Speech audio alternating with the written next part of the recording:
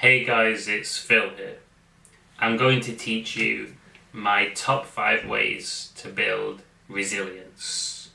That mental and emotional strength which is so important for succeeding in any area of life. There's always going to be knockbacks, and if you've seen Rocky, you probably know the quote that winning is about how much you're willing to take and keep moving forwards. Failing your way to success, as my mentor used to say. The first way to build resilience that I've put down on my list is to consistently challenge yourself. Do things which you find hard on a regular basis. For example, go for a run. Maybe a hill run, long distance run, and push yourself. When you consistently do things that you find challenging, it changes your psychology, the way that you're wired, the way that you feel, your ability to bounce back from difficulties, get over challenging situations faster. All these things improve. Since I started pushing myself a lot, going back a number of years ago, really improved my resilience, and it works for every person that I've coached as well. So running is one of the best ways to build resilience, especially when you're deliberately pushing yourself. The next way is to practice handling your triggers. We all have situations that trigger us. They bring up challenging emotions. They make us feel afraid because they remind us of painful experiences from the past.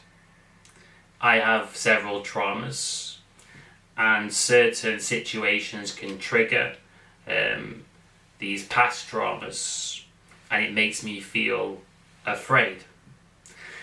But with practice and time, I've got to a stage where I'm less affected by these triggers.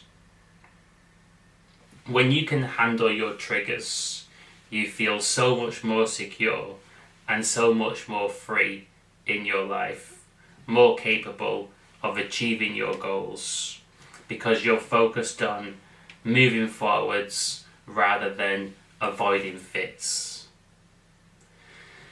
How do you get better at handling triggers? I could spend several hours teaching you this in a different video or in a coaching session. But really spending time processing the emotions from the past, talking to somebody, working through what you have to work through, and proving to yourself that you can handle situations now that you couldn't handle in the past. You've transformed, and what beat you once isn't going to beat you again. The third way to build resilience on my personal list is to pursue your purpose in life. It requires a lot of bravery and courage and determination, focus, to be yourself and fearlessly pursue your purpose in life.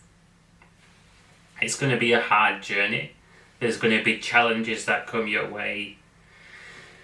There's going to be so many things you have to deal with and bounce back from. And just by pursuing your purpose, you're going to build resilience.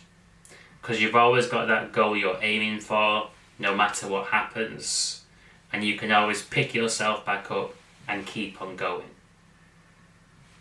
So by pursuing your purpose, you learn to keep on going even when the times get tough, and this builds lots of resilience.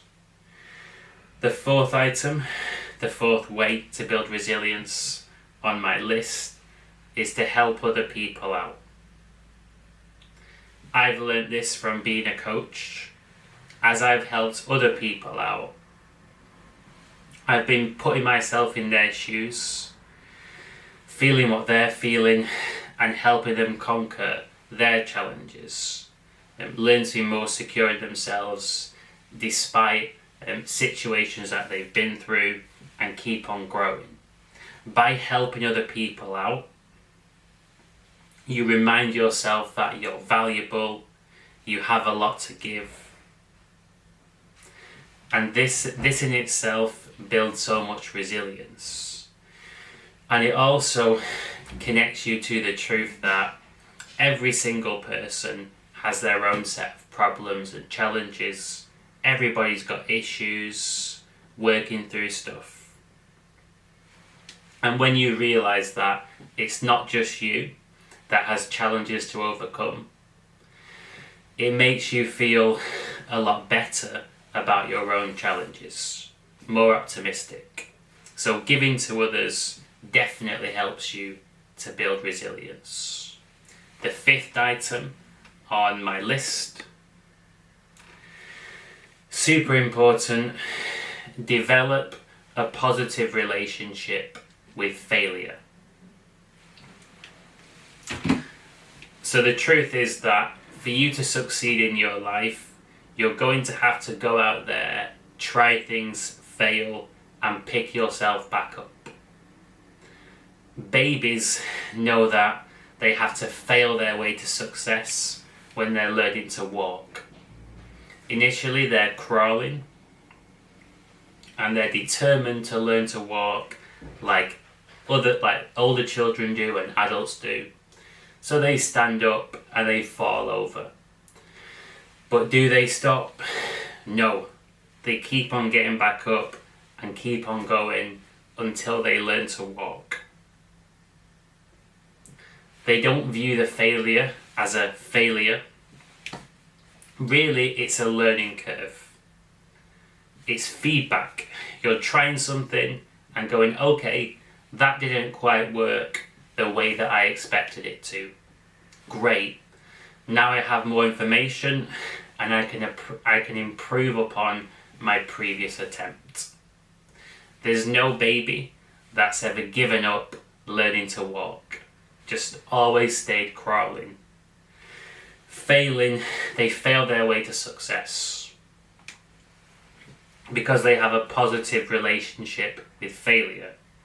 But then due to conditioning in school, society, all kinds of places, you can falsely believe that failure is this catastrophic thing to avoid. You have to be succeeding all the time. But people don't tell you that there's a very, very fine line between failure and success. And when you're going for the positive outcome, there's going to be a lot of times where you fail in the eyes of other people, but it's really a success. It's a success being birthed for the future. That's ultimately what it is. And if I look at my life, I've failed at so many things to begin with, but because I kept on going, learn, and had that right mentality, I turned them into a success. Whether it was the first year of my PhD, where I was failing, I turned it into a success. I was failing to find a girlfriend, turned it into a success. I was failing to build a business and become a good coach, turned it into a success. It's brave to go out there, fully commit, face failure, learn from it, and keep on going. So developing a positive relationship with failure is super important for building resilience.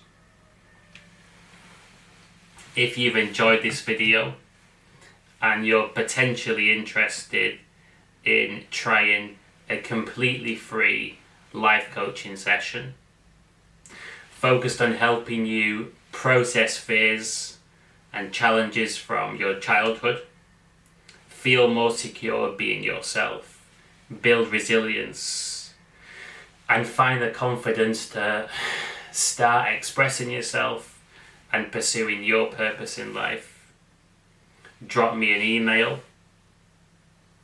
So I provide one free session to every person who has good ethics. And you're welcome to jump in there and try a session which would take place over video call. And of course, if you wanted to do more sessions, I would then charge on a pay-as-you-go basis. So email me if you want to book your free life coaching session. Otherwise, feel free to hit like if you enjoyed this video. And if you want to get notified when I release more videos and do my live streams, feel free to subscribe to my channel. I hope that you have a great rest of your day.